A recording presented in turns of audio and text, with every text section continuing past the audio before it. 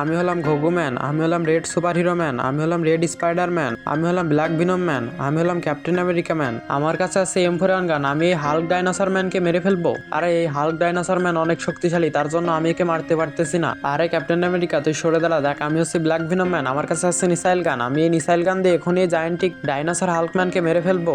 আরে এই dinosaur Hulk তো অনেক শক্তিশালী, তার জন্য আমার মিসাইল গানে কোনো কাজই করতেছে না। আরে ব্ল্যাক ভিনম ম্যান তুই সরে দাঁড়া, দেখ আমি হচ্ছে রেড স্পাইডার ম্যান, আমার কাছে আছে লঞ্চার গান। আর আমার এই লঞ্চার গান দিয়ে এখনই এই ডাইনোসর হাল্ক ম্যানকে মেরে ফেলবো।